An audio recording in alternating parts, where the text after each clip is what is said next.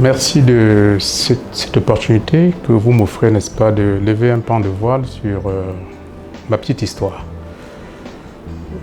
Qu'est-ce qui m'a décidé de passer du statut d'employé à employeur? Je pense qu'il faut remonter un peu dans l'histoire de mon enfance. Tout jeune, alors que je faisais la classe de 3e, j'avais commencé pendant les vacances à sillonner la ville de Yaoundé, à vendre les cigarettes et des bonbons. Cette fois-là, c'était dans un tout petit carton. Je me baladais parce qu'il fallait me battre pendant les vacances, n'est-ce pas, pour trouver de quoi payer ma pension à la rentrée. Je pense que ce passage, durant ces années-là, ont cultivé en moi cette envie, n'est-ce pas, d'entreprendre. Et il va de soi que plus tard, lorsque je finis mes études de commerce à l'ESSEC, l'entreprise, pour moi, n'était qu'un tremplin.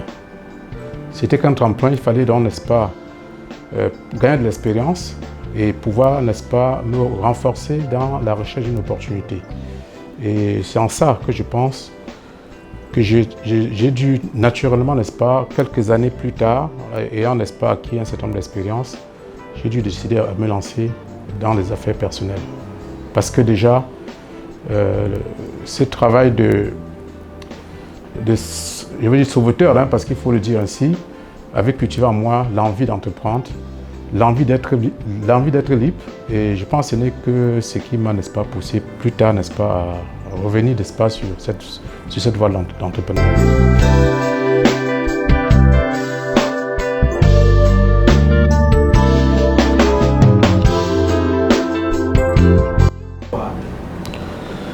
Bien, je veux dire qu'en 1997, en ce moment précis, j'étais directeur commercial d'une entreprise de la place.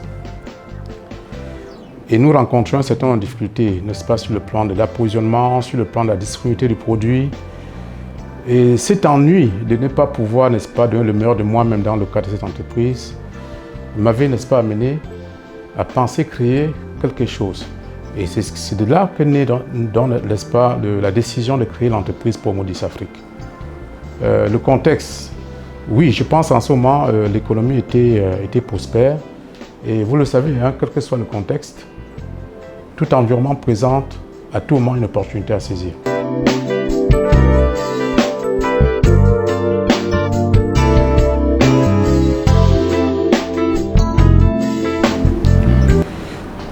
Je pense que mon expérience de la distribution de 10 ans dans le métier, dans cet environnement, m'ont beaucoup facilité la tâche. Je connaissais les acteurs. Quand je parle des acteurs, c'est des acteurs distributeurs, grossistes, détaillants. Je les connaissais parfaitement pour avoir, durant plusieurs années, travaillé avec. J'étais, de par mon expérience, plus aisé, n'est-ce pas, à identifier des créneaux. Des créneaux non satisfaits par la demande. Et je pense qu'à partir de là, il était plus facile pour moi de savoir quel type de produit je pouvais, n'est-ce pas, lancer, je pouvais représenter sur le Cameroun et donner les chances de réussir.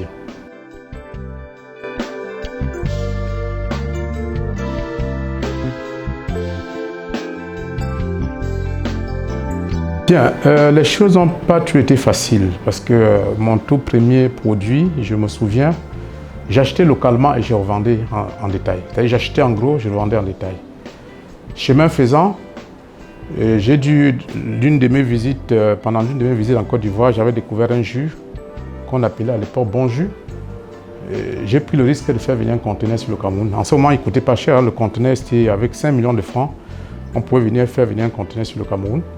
Et à l'époque, j'avais donc pu, avec mes économies, faire venir ces conteneurs. Et c'est grâce à certains aînés, à l'époque, qui m'ont aidé, n'est-ce pas, à payer la douane, qui, à l'époque, coûtait à peu près 2 millions de francs sur le même conteneur. Alors, conteneur, n'est-ce pas, importé, j'ai dû, bien évidemment, je me souviens très bien à l'époque, j'avais besoin d'un véhicule. Et je me souviens que Camtel, en son temps, avait des voitures Renault 4 qui étaient au rebut. Je me souviens avoir acheté une voiture Renault 4 autour de 500 000. Et c'est avec cette voiture qu'on a commencé à distribuer le jus dans la ville de Douala. Plus tard, on va gagner en expérience à partir de ces conteneurs, avec les difficultés qu'on avait connues. on va faire venir un conteneur de thé de Sri Lanka qui malheureusement n'était pas forcément le produit le plus demandé au Cameroun. Là également, on tire des enseignements. Et chemin faisant, je vais être contacté par un fournisseur de Suisse qui faisait Ovaltine. Ovaltine qui, en son temps, en fait, avait perdu de son allant sur le marché camerounais parce qu'après la dévaluation était passée par là. Et cette marque-là, qui par le passé faisait à peu près une trentaine de conteneurs, était partie de 30 conteneurs à 4 conteneurs sur le marché. Alors, ce fournisseur me détecte sur le marché en ce moment et me dit, écoute, je suis à la recherche d'un distributeur. Je pense que ton expérience de la distribution m'intéresse, même si apparemment tu n'as pas les moyens financiers. Mais je vais prendre sur moi, n'est-ce pas, de proposer à la maison mère en Suisse de miser sur toi pour prendre cette carte. Et chemin faisant, donc, je vais prendre cette carte. Et c'est cette carte qui, pendant toutes ces années, deviendra mon produit phare parce que je suis parti de 4 conteneurs à une trentaine, à une cinquantaine. Donc, pour répondre plus succinctement à votre question, le produit phare, c'était Ovaltine, qui était un produit ancien au Cameroun, mais qui avait perdu, n'est-ce pas, du terrain. Donc, ma reprise de la carte permettra de donner vie à cette marque-là. Et jusqu'à aujourd'hui, c'est un des produits phares de mon groupe.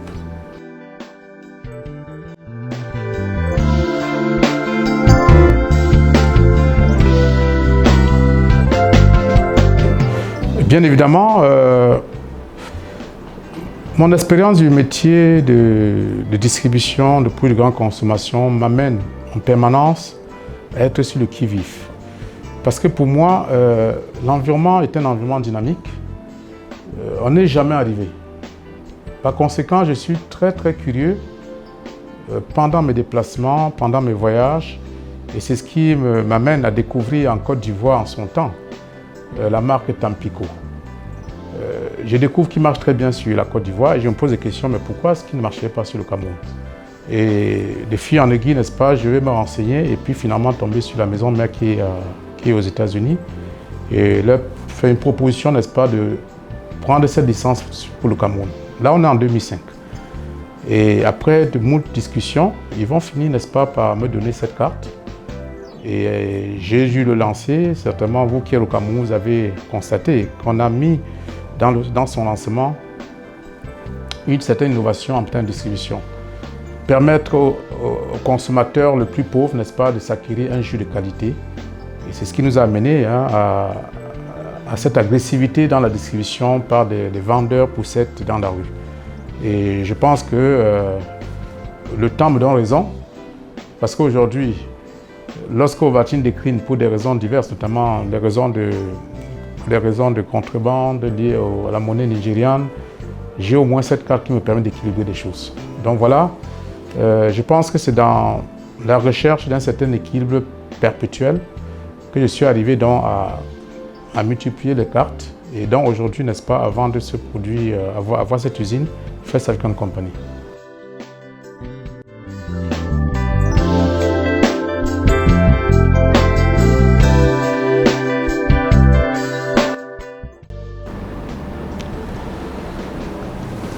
Grandir, c'est en même temps un objectif et une obligation. Parce que le monde des affaires, c'est un monde cruel. On avance ou on meurt, parce qu'il n'y a pas possibilité de rester constant. Donc, on doit permanemment être dans la recherche d'une certaine croissance, d'une certaine évolution. Donc, je réponds pour faire simple. Grandir, c'est un objectif et on doit systématiquement être dans cet objectif de progression.